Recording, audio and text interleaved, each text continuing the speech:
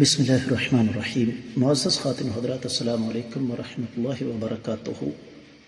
کیا شراب کو علاج کے لیے بطور دوائی استعمال کیا جا سکتا ہے؟ یہ ہے ہمارے حدیث کے سبق کا موضوع۔ مشکات المصابیح کتاب الحدود باب ہے شرابی اور شراب کی مذمت کے حوالے سے 3642ویں حدیث کتاب میں اور 9ویں ہے باب میں۔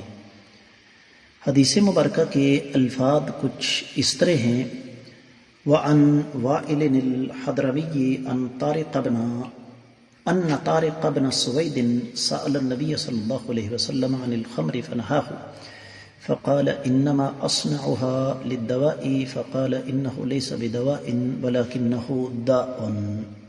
معزز خاتون حضرات، یہ روایت صحیح مسلم میں ہے، کتاب الاشربہ، تیسرا باب ہے کہ شراب سے علاج کرنا بھی حرام ہے اور شراب دوائی نہیں ہے۔ محمد فؤاد عبدالباقی کی ترقیم کے مطابق یہ 1984ویں حدیث ہے، جبکہ عام جو ترقیم یا نمبرنگ چلتی ہے شاملہ وغیرہ کی، اس میں 5141ویں حدیث ہے۔ تو حدیث صحیح مسلم میں آ گئی، اس کی سند پر کسی قسم کی کوئی بات کرنے کی ضرورت نہیں ہے۔ ترجمے کی طرف بڑھتے ہیں۔ سیدنا طارق بن سوید جعفی رضی اللہ تعالی عنہ نے آقا علیہ السلام سے شراب کے بارے میں سوال کیا، شراب بنانے کے بارے میں، تو آپ علیہ السلام نے منع فرما دیا۔ انہوں نے عرض کی کہ میں اس کو دوائی کے لیے بناتا ہوں۔ آپ نے فرمایا یہ دوائی نہیں بلکہ خود بیماری ہے۔ معزز خاتون حضرات، حدیث مبارکہ کے حوالے سے مزید کوئی لمبی چوڑی تفصیل بتانے کی ضرورت نہیں ہے۔